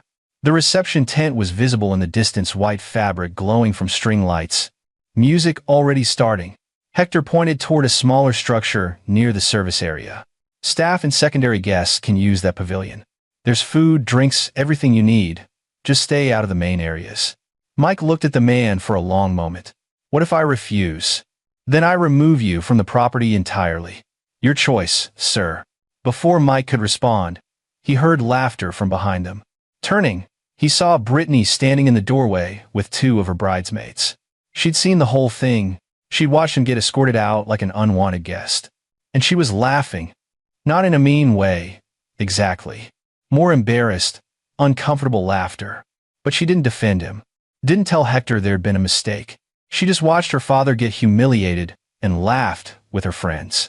"Dad," she called out, her voice carrying. Maybe it's better if the Jimenez family has a lot of important guests tonight. You understand, right?" Mike stood there, something cold and final settling in his chest. This was it. This was the moment when he stopped being her father and became an embarrassment to be managed. "Yeah," he said softly. "I understand perfectly." He pulled his arm free from Hector's grip and walked back toward the parking lot. Not to the staff pavilion. Not to hide in the shadows of his daughter's wedding. He was done with that. Mike reached his truck and sat in the driver's seat. Door open, feet on the gravel. He pulled out his phone and made another call. "Saul, it's time. Implement everything we discussed. Now." "All of it?" Saul sounded hesitant. "Mr. Roman, are you sure? Some of these measures are." I'm sure. Do it. Mike ended the call. Then he made 3 more calls, each one short, precise, setting things in motion that couldn't be stopped once they started. When he was done, Mike sat in his truck and looked at the Magnolia estate, lights beginning to glow in the gathering dusk. Music and laughter floated across the grounds. His daughter was in there, celebrating with people who thought they were better than him. They had no idea what was coming. Mike Roman hadn't built a business empire by being soft or stupid. He'd built it by being patient, strategic, and absolutely ruthless when necessary. He'd given Brittany every chance to remember who'd raised her, who'd sacrificed for her, who'd loved her when she was just a kid missing her mom and clinging to her dad's work-rough hands. She'd made her choice. Now he'd make his. Mike grabbed his truck keys and headed back toward the estate, not to the staff pavilion, not to lurk in the background. He walked straight to the main reception tent where 200 guests were already seated at round tables covered in white linen, centerpieces that cost more than most people's monthly rent. Hector saw him immediately and started moving through the crowd. Mike ignored him, walking toward the head table where Brittany and Bradley sat with their wedding party, and both sets of parents, or rather, with Don and Darlene Jimenez looking proud and possessive on either side of the couple. "Sir," Hector called out. "Stop right there." Guests turned. Conversation died down. Mike kept walking until he stood in the center of the tent, all eyes on him. Brittany had gone pale. "Dad, what are you?" "Just wanted to congratulate the happy couple," Mike said, his voice carrying in the sudden quiet. "And their families. The Jimenez family, especially." Darlene stood up, her face flushed. "Security. Remove this man immediately." "Ma'am, I'm trying." Hector reached for Mike's arm. Mike didn't resist, didn't fight back. He just spoke clearly, calmly, his voice cutting through the tent like a knife. "Did you know I own this place?" Silence. Complete, total silence. Darlene laughed, high and false. "Don't be absurd. You're a what did Brittany say? A construction worker?" "Was," Mike corrected. 20 years ago. Then I started my own contracting business. Small, at first. Built it up. Made some smart investments. Last year, I purchased the Magnolia estate through an LLC. Turned it into one of Charleston's premier wedding venues. He looked directly at Brittany. "Your wedding venue, sweetheart." Brittany's face had gone from pale to completely white. "What? You didn't recognize the name on the venue contract?" "Roman Holdings, LLC. That's me, baby girl. I own the building you're sitting in. I own the grounds. I own every flower arrangement, every piece of silverware, every crystal glass you've been drinking champagne from all evening." Don Jimenez stood up, his face red. "This is ridiculous. You expect us to believe." Mike pulled his phone from his pocket and held it up. "One call to Janelle Morrow, the wedding planner who actually works for me, and this entire event shuts down. Music stops. Lights go out. Catering packs up. Everyone goes home." "You wouldn't dare," Darlene hissed. "This is your daughter's wedding." "My daughter who just laughed while security threw me out like garbage," Mike said, his voice still eerily calm. "My daughter who let someone else walk her down the aisle. My daughter who's ashamed to even admit I exist." Brittany was crying now, mascara running down her cheeks. "Dad, I didn't mean—" "Yeah, you did." Mike looked at her for a long moment, and 24 years of memories played through his mind, teaching her to ride a bike, staying up all night when she had the flu, sitting through school plays where she'd had a single line, but he'd cheered like she was on Broadway. "You meant every bit of it." Bradley found his voice. "Look, man, I don't know what your problem is, but this is our wedding. You need to." "My problem?" Mike turned to him, and something in his expression made Bradley stop talking immediately. "My problem is that you and your family treated me like trash.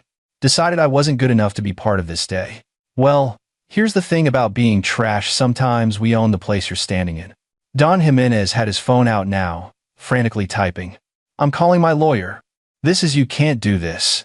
"I can do whatever I want," Mike said. "But I'm not going to shut down my daughter's wedding. That would hurt her, and despite everything, I don't want to hurt her." He looked back at Brittany. "I just wanted you to know who you threw away. I wanted everyone here to know." He turned and started walking toward the exit. Behind him, chaos erupted, guests talking over each other. Darlene shrieking about lawsuits, Bradley demanding someone do something. Brittany sobbing.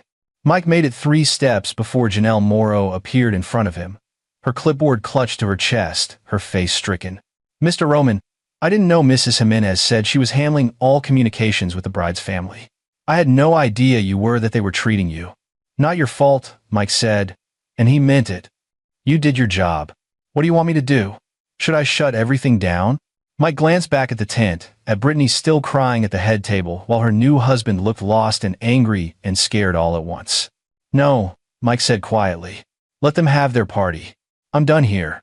He walked to his truck, climbed in, and drove away from the Magnolia estate, away from his daughter's wedding, away from the life he'd thought he'd have with her. But Mike Roman wasn't finished. Not even close. He had something better than shutting down a wedding. He had information, leverage, and a very specific plan for making the Jimenez family understand exactly what they'd done when they decided he wasn't good enough. The real revenge was just beginning. Mike drove back to the same diner he'd visited the night before and ordered coffee he didn't drink. His phone buzzed, constantly texts from numbers he didn't recognize. Probably guests from the wedding. He ignored all of it except one call from Saul Larson. "It's done," Saul said. "Everything you asked for. The paperwork is filed, the calls are made. By tomorrow morning, things are going to get very interesting for the Jimenez family." "Good," Mike said. "Send me copies of everything." "Mr. Roman, I have to advise you that some of what you've said in motion, it's aggressive. Legally sound, but aggressive. Are you certain this is how you want to handle it?" Mike thought about Brittany laughing as he was thrown out. Thought about being told to use the back door like he was nothing. Thought about 24 years of love and sacrifice treated like an embarrassment. "I'm certain," Mike said. "They made their choice. Now they deal with the consequences." He stayed at the diner until almost midnight, then checked into a modest hotel on the outskirts of Charleston. Not one of the fancy downtown places. Those weren't his style. Never had been, even though he could afford them now. Sleep didn't come easy. Mike lay in the dark hotel room, staring at the ceiling, memories playing through his mind. Brittany, as a toddler, crying for her mama. Mike holding her until she finally fell asleep against his chest. Brittany at 10, winning a school art competition.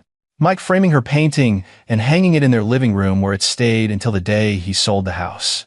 Brittany at 18, hugging him goodbye before leaving for college. Promising she'd call every week. She'd kept that promise for about 3 months. Around 2 a.m., Mike's phone rang. Unknown number. He answered anyway. "Hello, Dad?" Brittany's voice was small, shaky. She'd been crying for hours from the sound of it. "Dad, please, I need to talk to you." Mike said nothing. "I'm sorry," Brittany continued. "I'm so sorry. I don't know what I was thinking, Darlene." She kept saying Bradley's family. They made it seem like she broke down, sobbing. "Please don't be angry with me. I made a mistake. I'll fix it. We can have another ceremony. And you can walk me down the aisle. And..." "No," Mike said quietly. "What?" "No, Brittany. We can't fix this with another ceremony. You didn't just make a mistake tonight. You've been making it for 2 years. Every time you were too busy to visit. Every time you canceled dinner plans.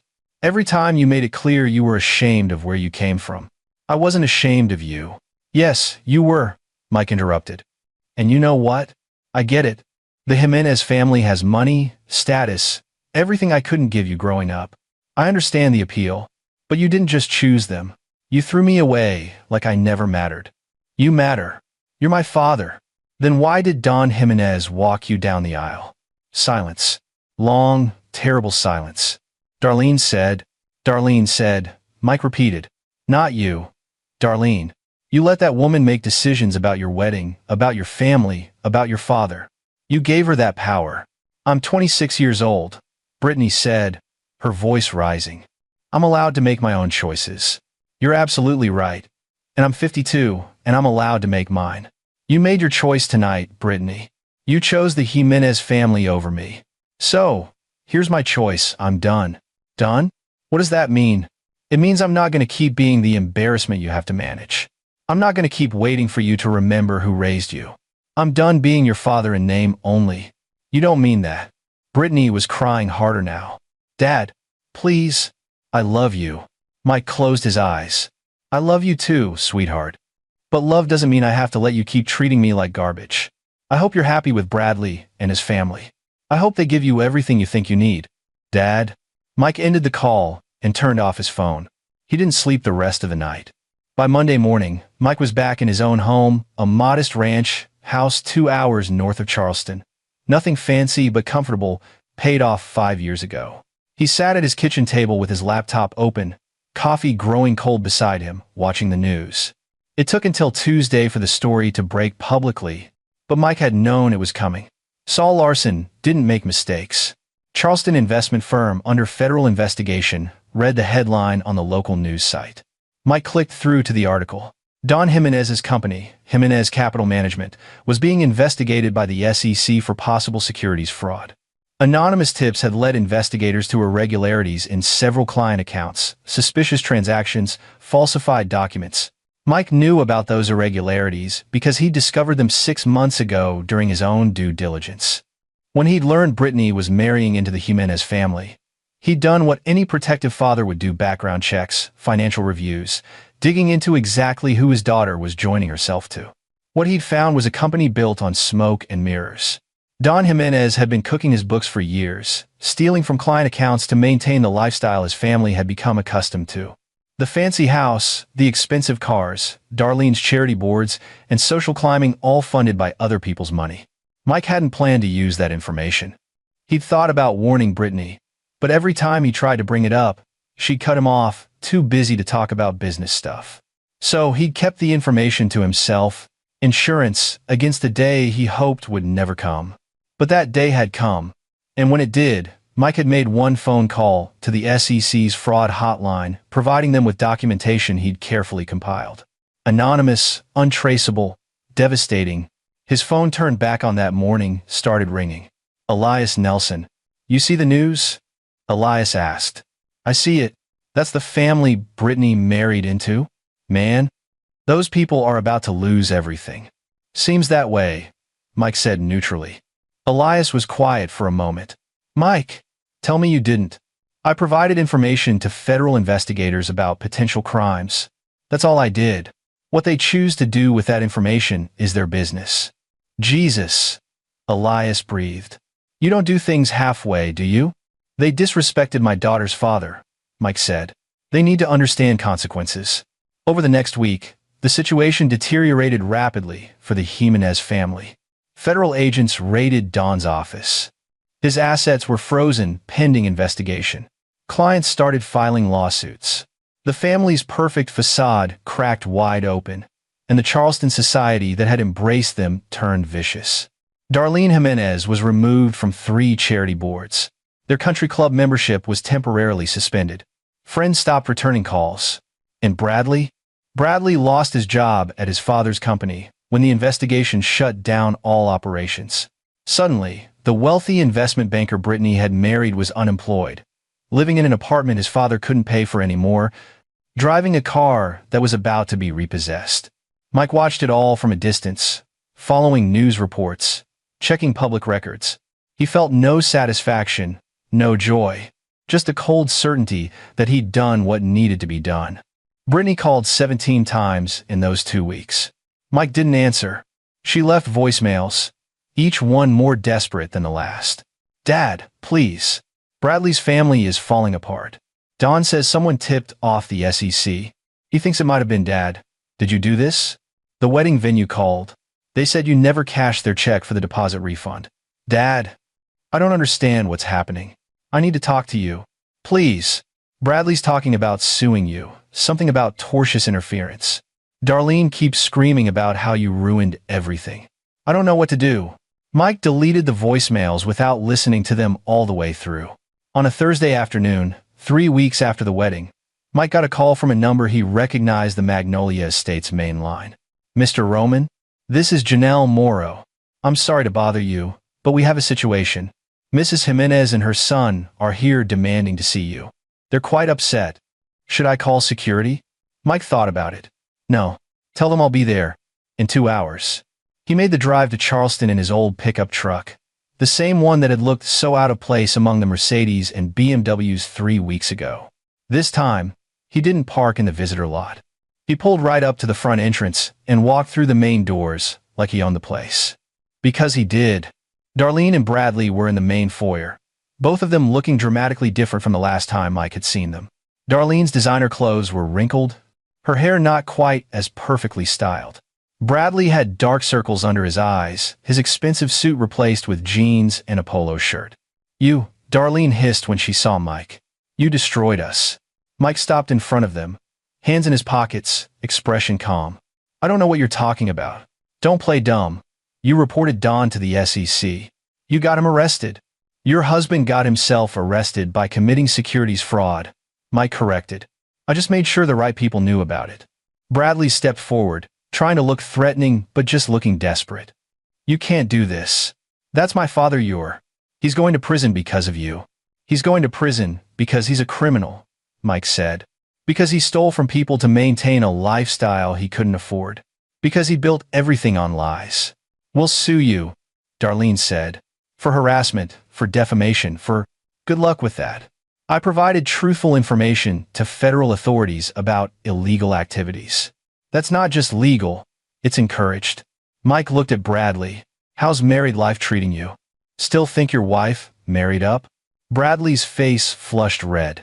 "You're a petty, vindictive. I'm the man you treated like garbage." Mike interrupted. "The man whose daughter you let be humiliated at her own wedding. The man you decided wasn't good enough to be part of your family." He smiled, but there was no humor in it. "Turns out, your family wasn't good enough to be part of mine." "Brittany is miserable," Darlene said. "She cries every day.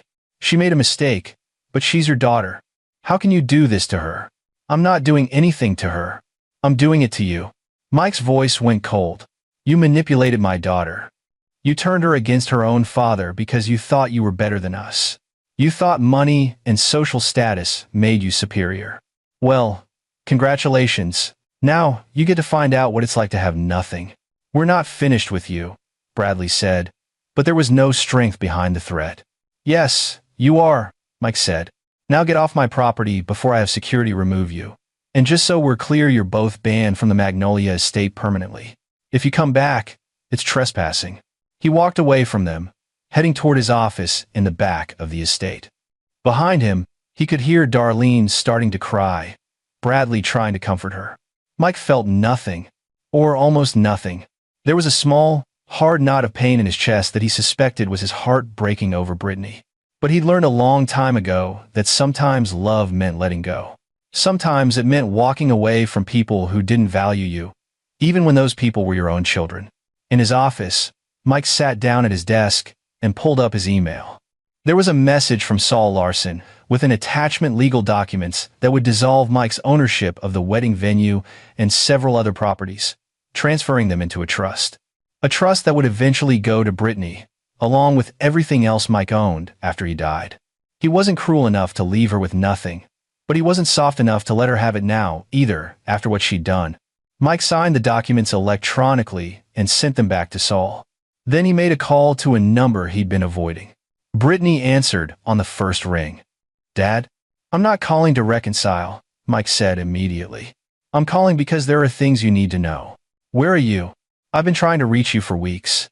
"Bradley says you're the reason his father is in jail." "Is that true?" "Yes." Silence. "Then, why would you do that?" "Because he's a criminal, Brittany. He stole millions of dollars from investors. People lost their life savings because of him. But you only reported him after the wedding. After we—" Her voice broke. "You did it to hurt us. To hurt me. I did it because you needed to see who you really married into. Don Jimenez isn't old Charleston money, sweetheart. He's a con artist who got good at playing the part. His whole family is built on lies and theft. And you chose them over me. I didn't choose them. I chose to get married. You chose to let them treat me like I was beneath you. You let Don walk you down the aisle instead of your own father. You laughed when security threw me out." Mike's voice stayed level, but emotion bled through anyway. "You made a choice, and now you're living with it." Brittany was crying. "I'm sorry. I've said I'm sorry 100 times. What more do you want?" "I don't want anything," Mike said. "I'm calling because despite everything, I'm still your father. And there are things you should know. Don Jimenez is going to prison. Darlene is going to lose the house, the cars, everything. Bradley is unemployed and probably not going to find work in finance again, not with his father's reputation. You married into a disaster. I know that now, Brittany said bitterly. Everyone knows. My friends won't talk to me. People I thought cared about me just disappeared. It's like we don't exist anymore. Welcome to my world, Mike said.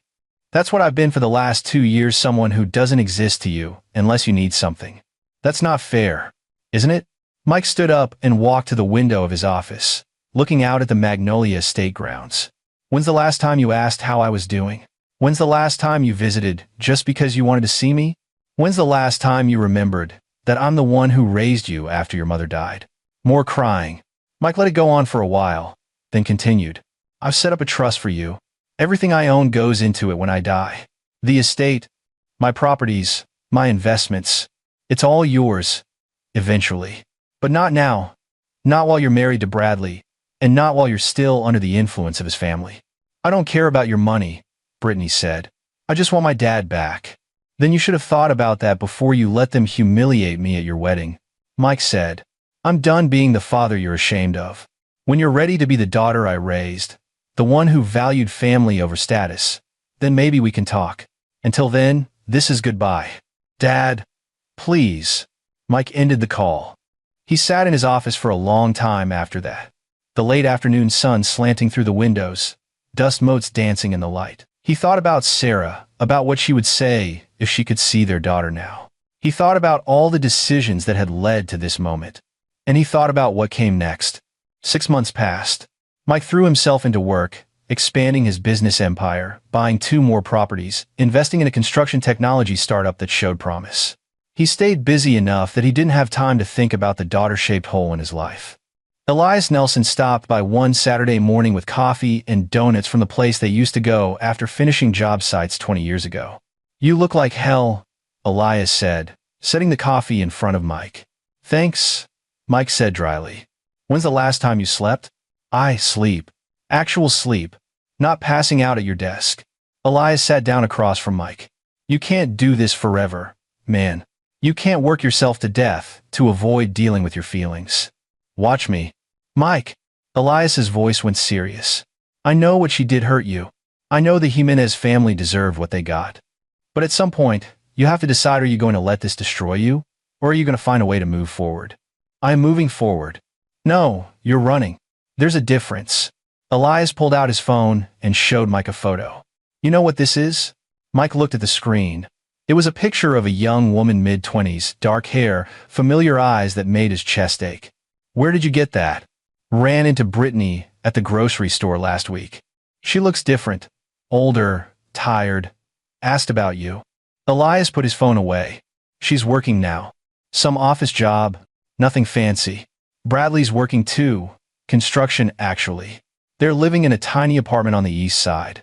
Good for them, Mike said flatly. She asked me to give you a message. Said she knows you won't answer her calls, but she wanted you to know she left Bradley's family. Cut them off completely after Darlene tried to get her to divorce Bradley and find someone with money. Said it helped her see what you'd been trying to tell her all along. Mike said nothing. She also said she's sorry. Not the way she said it before. Like she was trying to fix things so everything could go back to normal. Really sorry.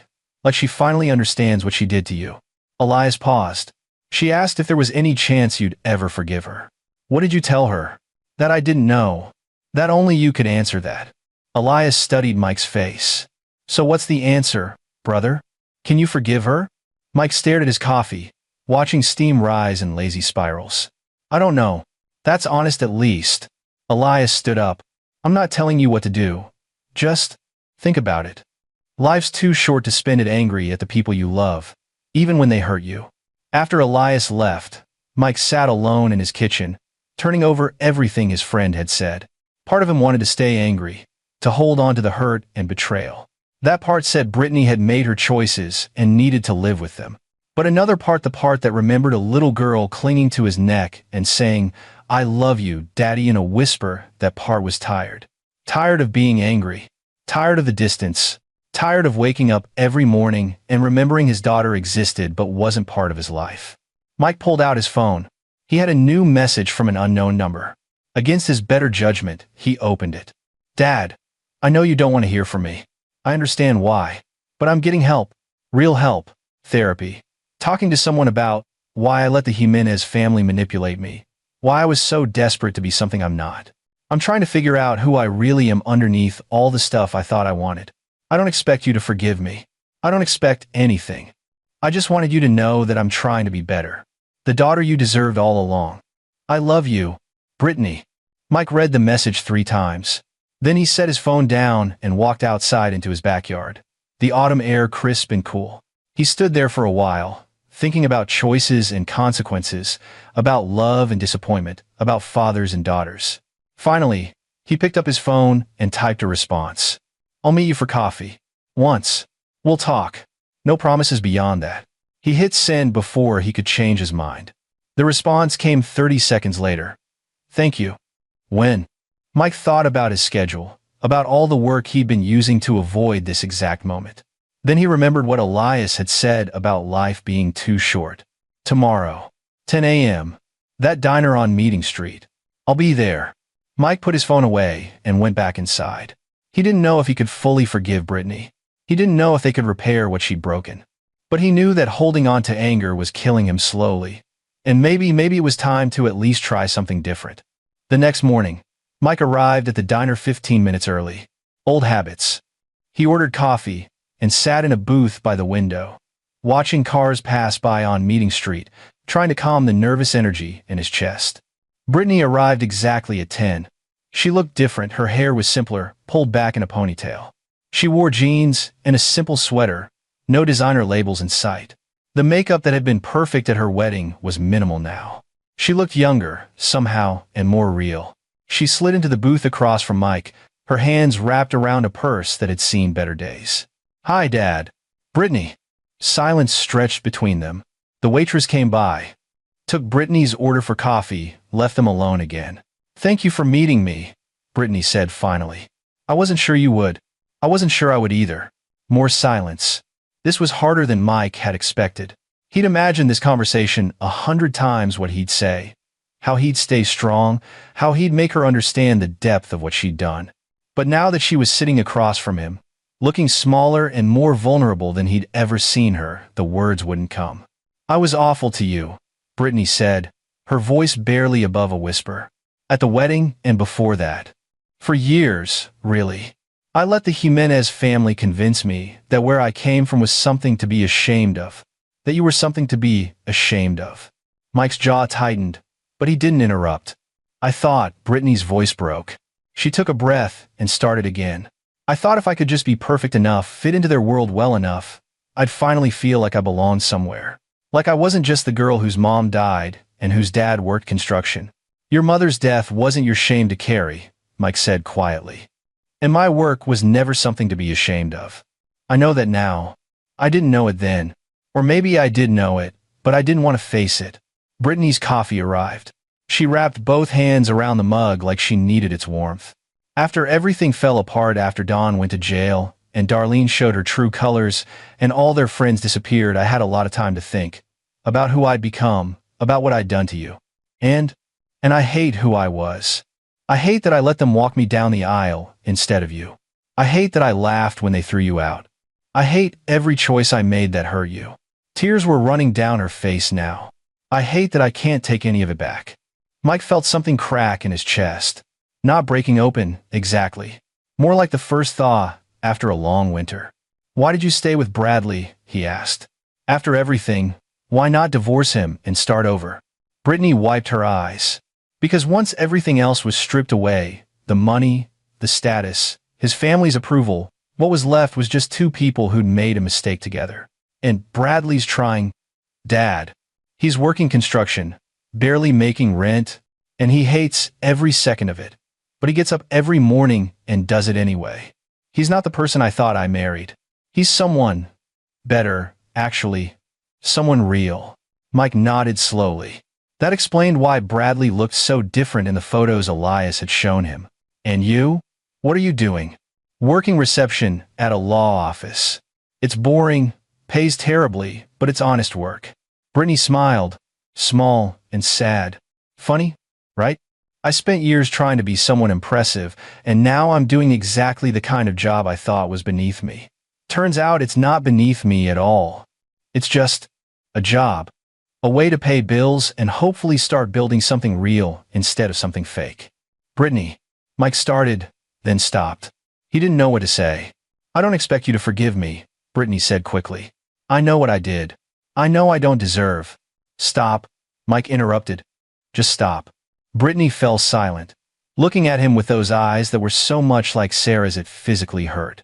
Mike took a deep breath. I've spent 6 months being angry, being hurt, feeling betrayed. And you know what? All those feelings were justified. What you did was wrong. What the Jimenez family did was worse. I don't regret reporting Dawn to the SEC.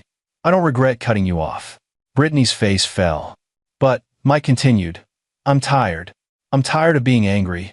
I'm tired of missing my daughter. And I'm tired of letting the worst day of our relationship define everything that comes after. What does that mean?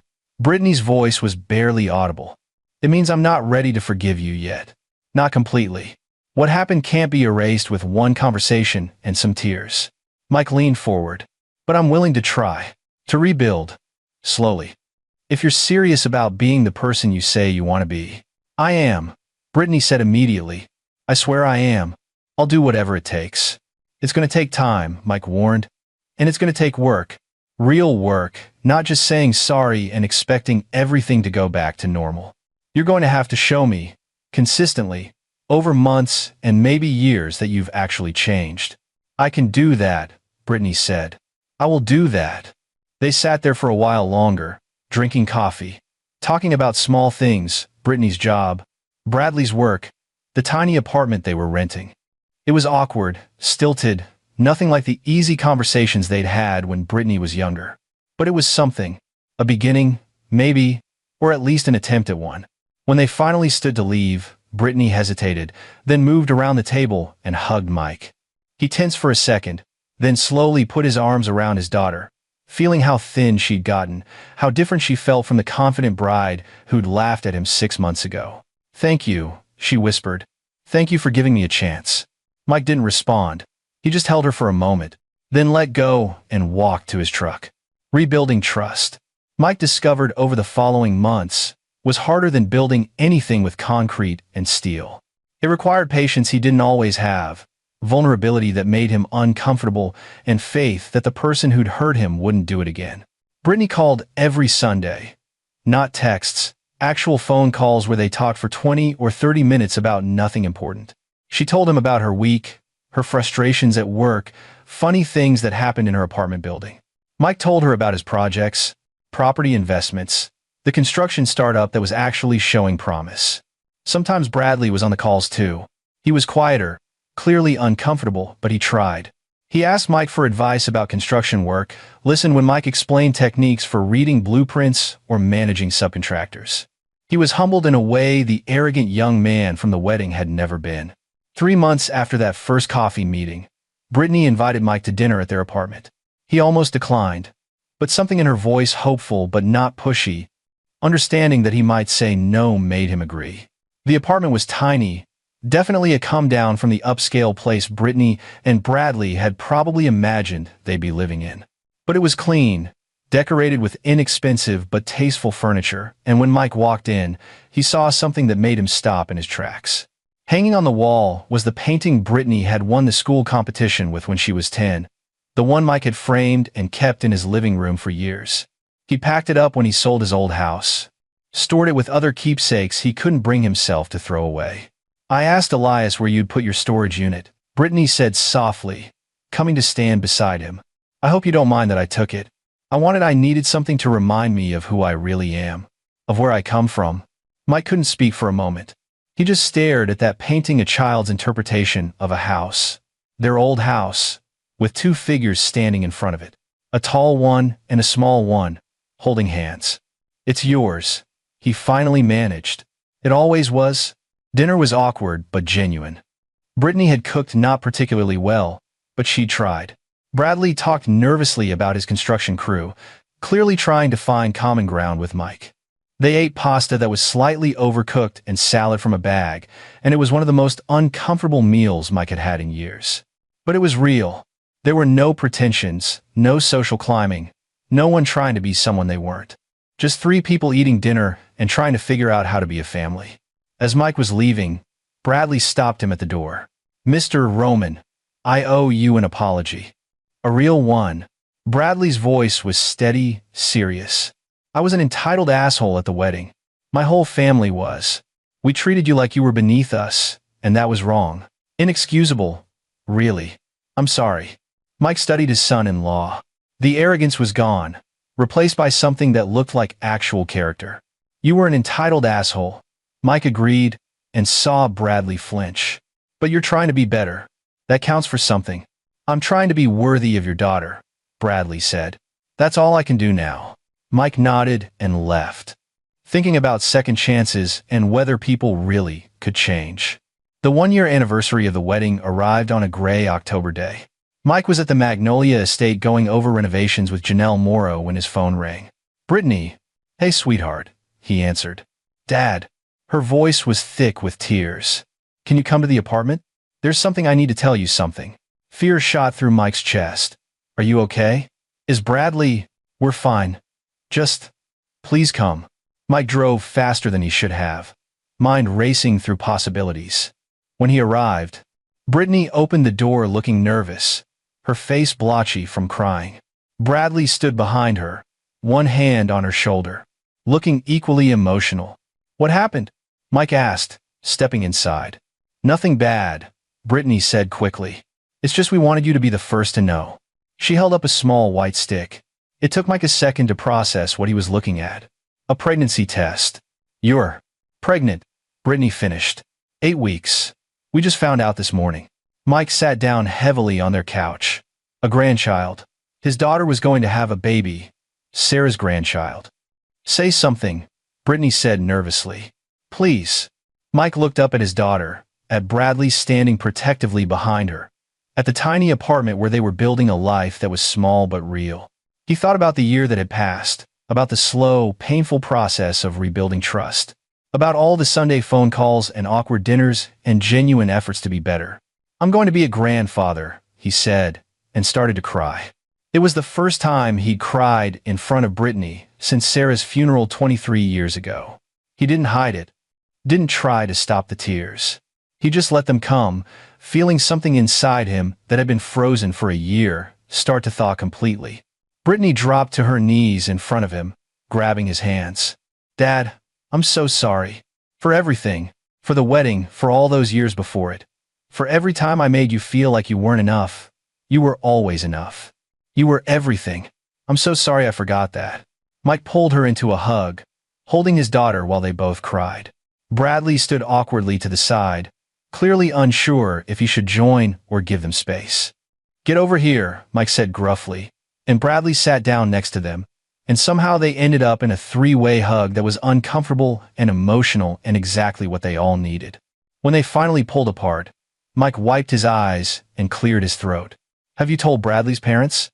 Brittany and Bradley exchanged a look. "No," Brittany said, "and we're not going to. Not yet, anyway. Maybe not ever. Darlene has called a few times, trying to get us to." She shook her head. "It doesn't matter. You're our family. You're going to be this baby's grandfather. That's what matters. Your baby should know all their grandparents," Mike said, even though the words tasted bitter. "Even the problematic ones." "Dawn's in federal prison for another 8 years, Bradley said flatly. "And my mother has made it very clear that unless we divorce and I find someone suitable, she wants nothing to do with us. So, no, this baby won't know all their grandparents, but they'll know the one who matters." Mike nodded slowly. He wouldn't wish the loss of grandparents on any child, but he also understood the boundaries Brittany and Bradley were setting.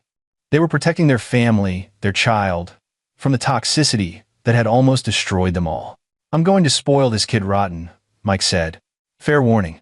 Brittany laughed, the sound lighter than he'd heard in years. "You'd better. That's a grandfather's job."